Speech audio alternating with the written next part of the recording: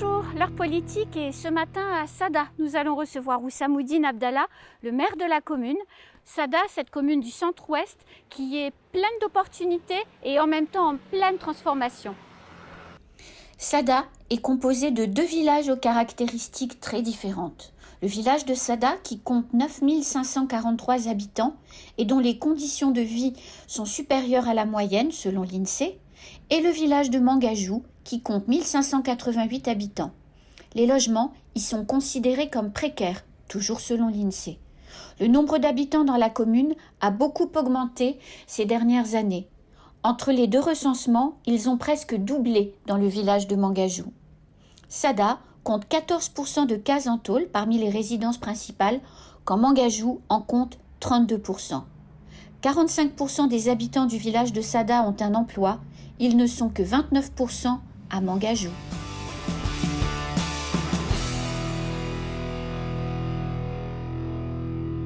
Oussamoudine Abdallah, bonjour. Bonjour Anne-Constance. Merci d'avoir accepté notre invitation.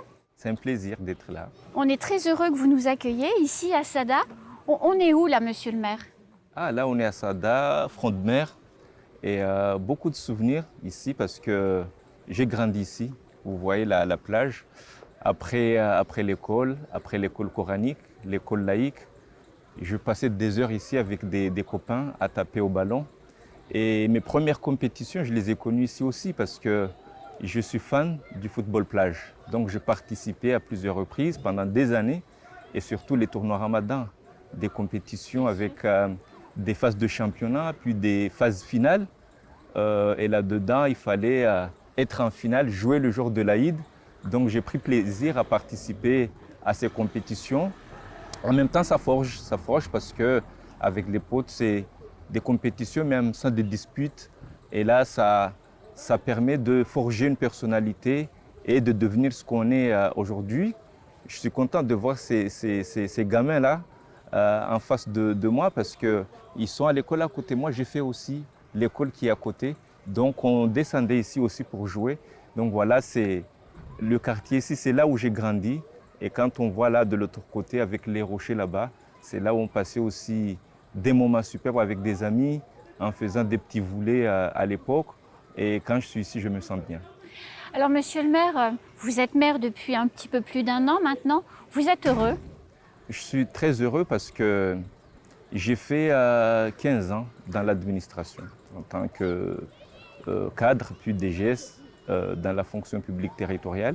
J'ai connu beaucoup d'élus, des présidents qui étaient aussi présidents du conseil départemental et j'ai connu aussi des maires.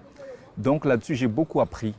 Et je pense que grâce à ça, ça a facilité mon élection et ça facilite justement le fait de maîtriser les rouages de la fonction publique territoriale. Donc je suis content parce qu'en quelque sorte, après avoir fait la fonction publique territoriale, après avoir fait les associations, parce que j'ai eu aussi l'occasion d'être président d'une association ici à Sada qui s'appelle UCS, un club de foot. Donc je pense que ce qui est resté, c'est la politique, donner tout ce que Sada m'a donné. Parce que si je suis devenu fonctionnaire, cadre aussi, c'est parce que j'ai fait des études, j'ai été éduqué ici. Les associations aussi, j'ai mis de l'énergie. On m'a beaucoup donné, maintenant c'est à moi de servir cette commune. Alors on l'a vu en introduction avec les quelques chiffres, Sada c'est une ville qui grandit à la fois en nombre d'habitants mais aussi en activité économique. Comment on est le maire d'une ville comme celle-là qui grandit mais qui est aussi très contrainte par la géographie? Donc c'est pour cela que j'avais fait, ou on a fait avec l'équipe, un projet centré sur l'aménagement et la construction des logements. Parce que Sada, vous voyez, sa conception, c'est sur des collines, c'est compliqué, pas d'assainissement, c'est très difficile. Donc l'objectif, pourquoi des logements? C'est justement pour pouvoir désenclaver Sada. Construire des logements en hauteur pour qu'on puisse demain construire des voiries et permettre à la population de mieux circuler et surtout avoir des logements décents. C'est ce que nous avons proposé à la population. Et là, ce qui est compliqué, vous l'avez dit, c'est la maîtrise foncière. Là, on est en train de le faire. Et là, on a en ce moment justement un site on pourra déjà construire des logements, mais en même temps des locaux d'activité à l'intérieur pour pouvoir développer Sada. Et il est où ce site?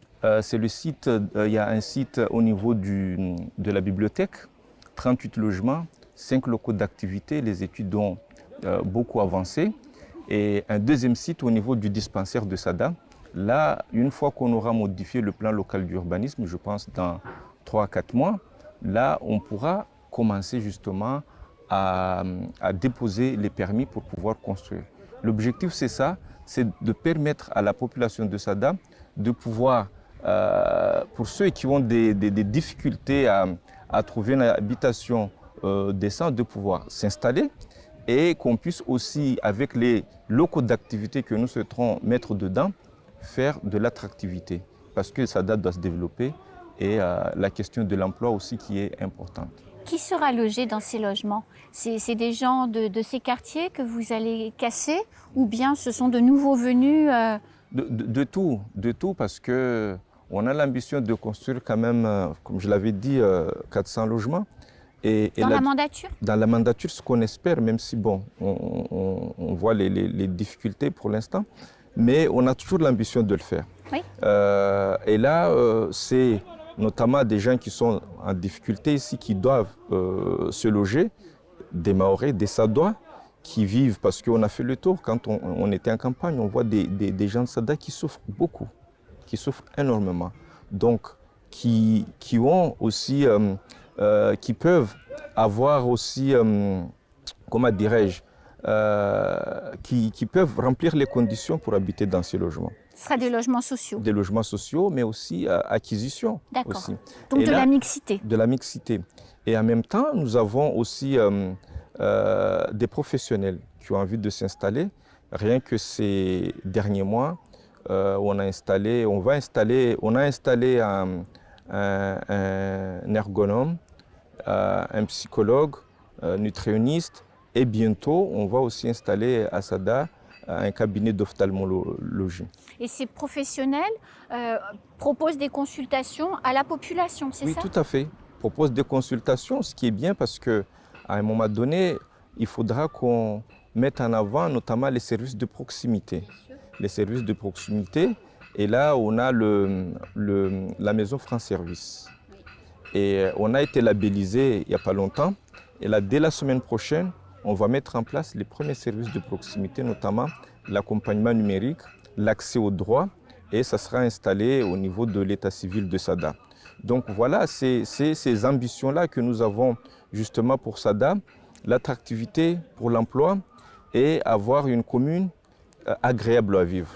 Alors l'attractivité pour l'emploi, comment vous allez vous y prendre, monsieur le maire? C'est ce qu'on a, dernièrement, il y a 2 mois, j'ai signé avec la CRES les clauses sociales. Oui. Donc toutes les entreprises qui travaillent avec Sada doivent mettre en avant le recrutement des jeunes de Sada. Et par rapport justement à tous les professionnels qui s'installent, ils vont sûrement recruter aussi à Sada. Bien sûr. Et aussi les services de proximité qui seront à Sada, ils voudront recruter à Sada. Tous les travaux que nous allons mettre en place aussi, les logements et tout ça, il y aura quand même de la main-d'œuvre de Sada. Ah, vous allez imposer dans les marchés publics que les entreprises qui sont choisies soient des entreprises locales et qui embauchent en local. Oui, mais c'est l'objet justement des clauses sociales qui puissent recruter au niveau local.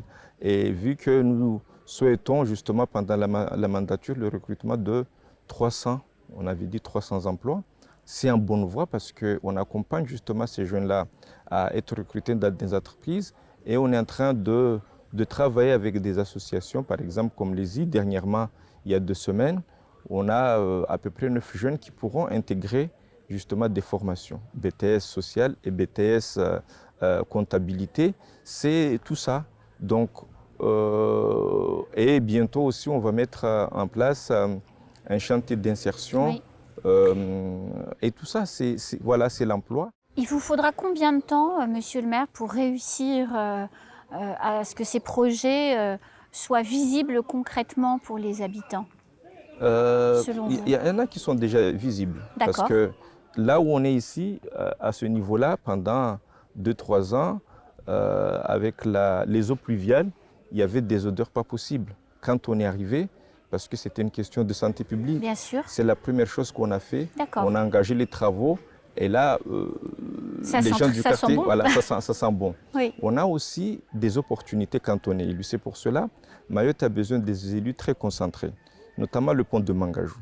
Ça fait 30 ans que les gens attendent. Bien sûr. À l'espace d'1 an et quelques mois, on a su pousser, on a su négocier. Et là, les travaux ont commencé. On a la déviation. Bientôt, on va casser le pont pour construire le pont à double sens.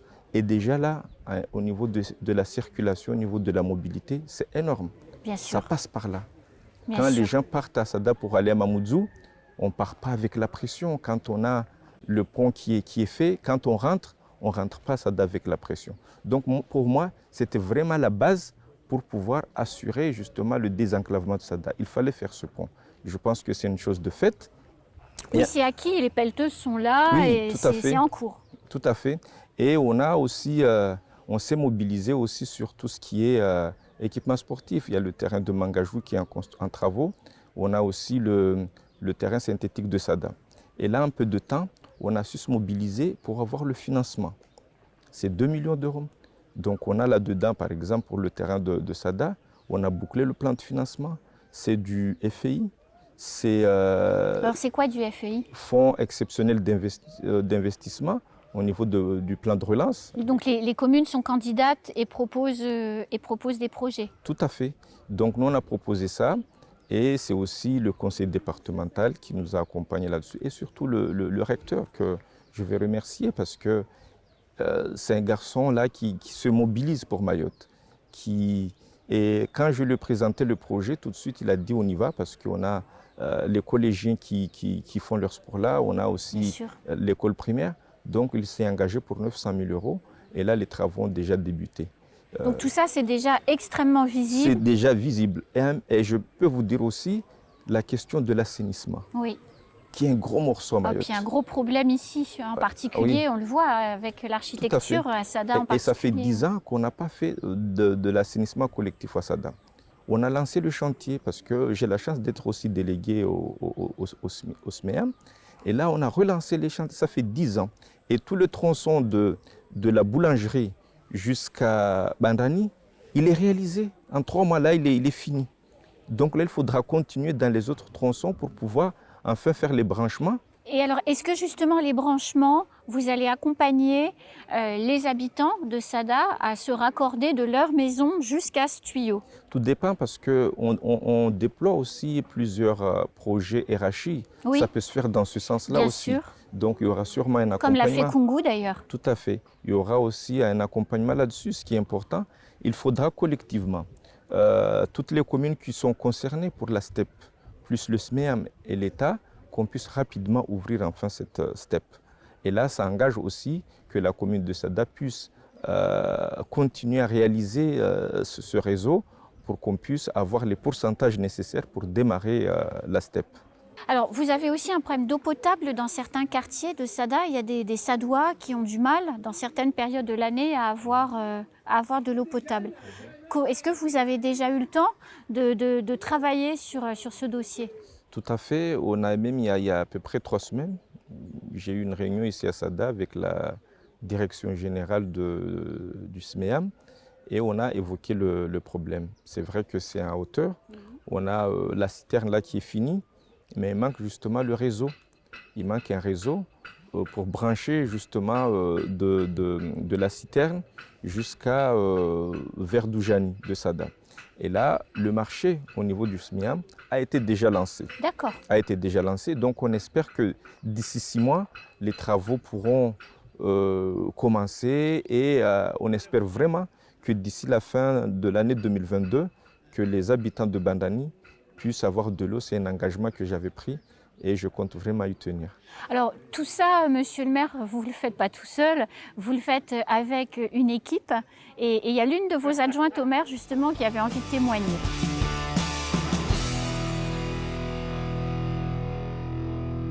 Je travaille avec monsieur Oussamoudine Abdallah.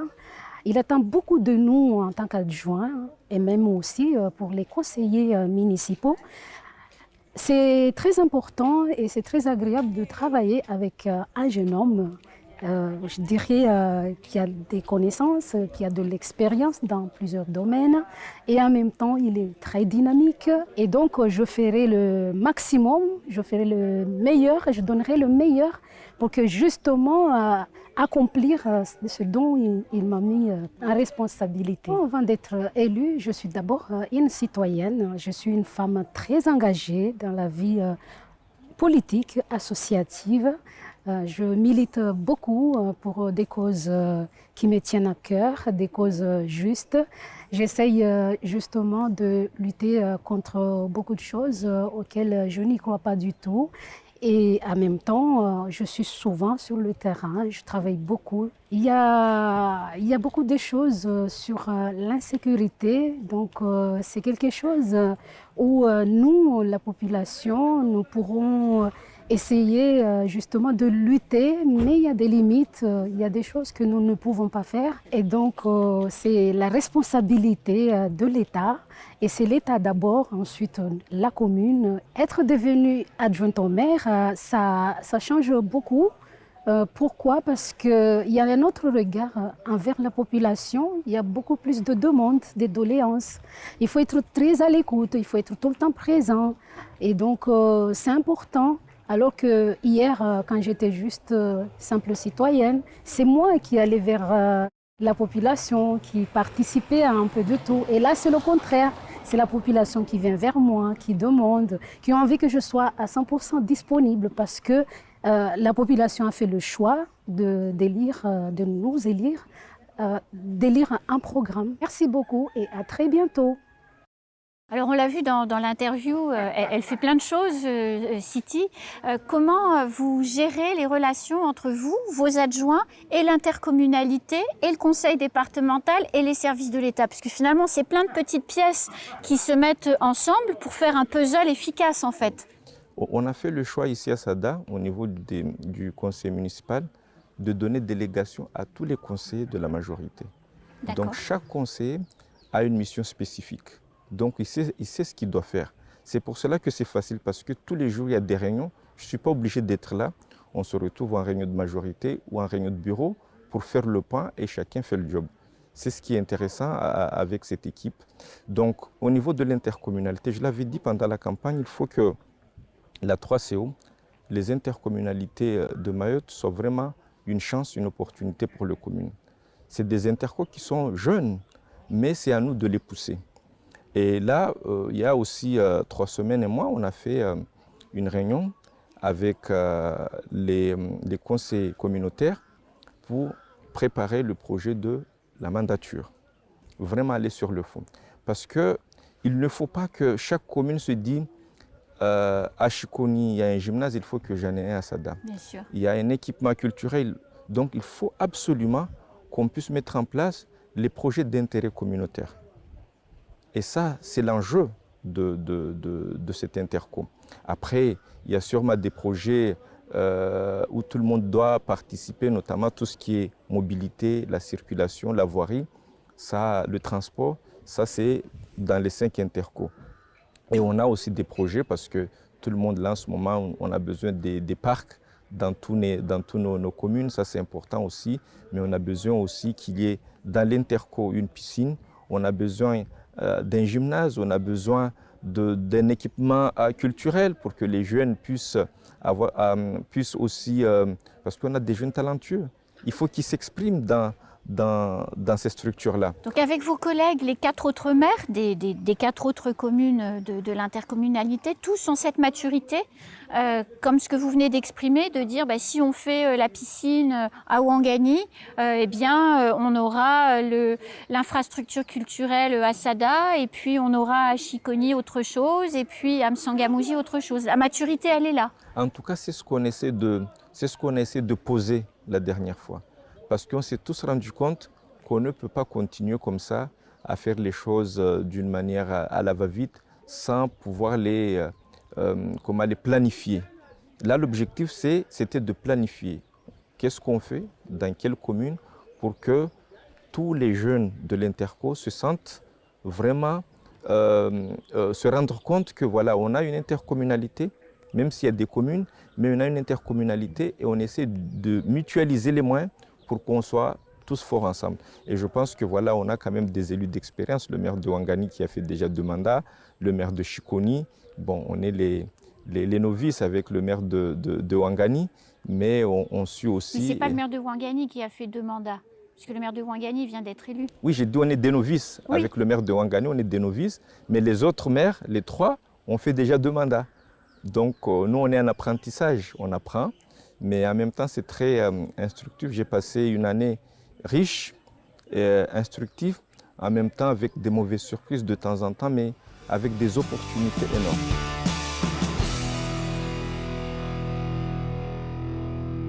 Alors c'est déjà le moment du 3e temps de notre interview. Vous êtes maire d'une commune qui se développe, vous avez fait plein de choses depuis le début de votre mandat, vous venez de l'expliquer. Pour autant, dans 8 mois maintenant, on a une élection présidentielle. Tous ces financements, on le sait à Mayotte, ça soit aussi sur tous ces projets à Mayotte s'installent sur des financements qui viennent du conseil départemental, mais aussi de l'État. Est-ce que c'est pas un peu anxiogène de se dire que dans 8 mois, si la majorité change, peut-être qu'il n'y aura plus les financements? Non, je pense qu'il y a la continuité. On a vu tous ceux qui sont passés, que ce soit Sarkozy, Hollande, ils ont proposé des choses pour Mayotte. Et à chaque fois, il y avait des plans. Moi, je suis content qu'il y ait le plan de convergence parce que toutes les communes peuvent émerger et ça nous a beaucoup aidé. Le plan de relance aussi, au niveau du ministère des Outre-mer, ça nous a beaucoup aidé. Et là, on doit aussi participer à la vie politique parce qu'on est des politiciens.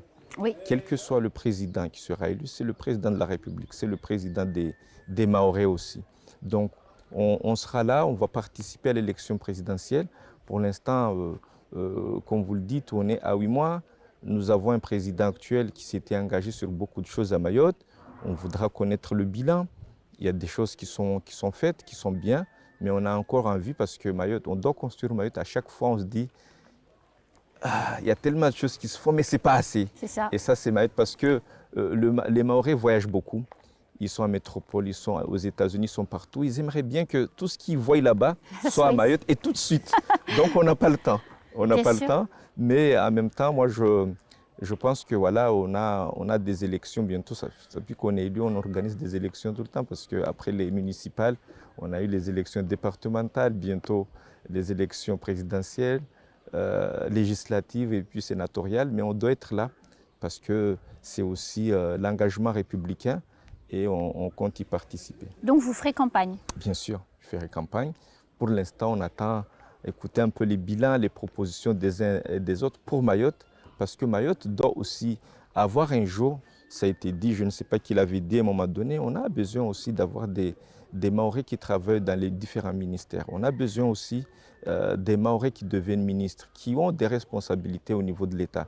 Et ça fait partie de nos ambitions. On a besoin d'entendre des futurs comme candidats ou des candidats, ou même le président de la République, nous dire que Mayotte aura aussi cette chance-là, un jour d'avoir un Mahorais ministre, un Mahorais dans les plus grosses responsabilités de la France. La loi Mayotte, vous y croyez? La loi Mayotte, j'ai beaucoup participé. J'y crois beaucoup parce qu'à un moment donné, il fallait qu'on ait un cadre pour le développement de Mayotte. Et cette loi-là va donner un cadre au niveau sécuritaire, au niveau tout court du développement de Mayotte. Et moi, j'y crois beaucoup. Je pense que j'ai participé quasiment à 5 réunions et j'ai dit ce que je pouvais, ce que j'attends voir pour Mayotte au niveau de la sécurité, au niveau de l'emploi, au niveau de la formation. Et j'ai hâte, moi j'aurais bien aimé que ça aille beaucoup plus vite que ça, même avant les élections présidentielles, pour qu'on puisse justement se dire que voilà, une chose de fait, ça a été vite, mais en même temps, on a ce cadre-là qui pourra nous amener pendant un moment. Donc en fait, il faudrait que ça continue sous la même veine après 8 mois, quoi. Oui, il faut que ça continue parce que c'est toujours, on ne sait pas, parfois on sait ce qu'on perd, mais on ne sait pas ce qu'on a par la suite. Donc il faut que ça continue. Moi, je trouve vraiment qu'il y a beaucoup de choses qui se font, que ce soit l'État, que ce soit au niveau de l'ADL, que ce soit au niveau des collectivités territoriales. Il y a beaucoup de choses qui se font, mais ce qui nous manque, il faut peut-être à un moment donné, on a besoin vraiment d'un État qui soit attentif. Et c'est cette loi Mayotte. Voilà, et qui s'engage. Et on a besoin de tous tirer dans le même sens. Il faut qu'on joue collectif à un moment donné. Quand on dit que voilà, ce qu'il nous faut, c'est la route de contournement, il faut qu'on soit tous capables de dire oui, on va dans ce sens-là. Si demain, on a 2-3 points au niveau de la sécurité, il faut qu'on aille tous dans le même sens, que ce soit l'État, les collectivités territoriales, les élus, mais aussi les organisations syndicales. C'est important pour qu'on puisse aller dans le même sens. C'est déjà la fin de cet entretien. On avait encore plein de choses à se dire. On se revoit très vite. Merci. Oussamoudine Abdallah, merci et à bientôt. Merci à vous. À bientôt. Nous, on se retrouve très vite sur le plateau de l'heure politique pour un prochain entretien avec un maire. Bonne journée.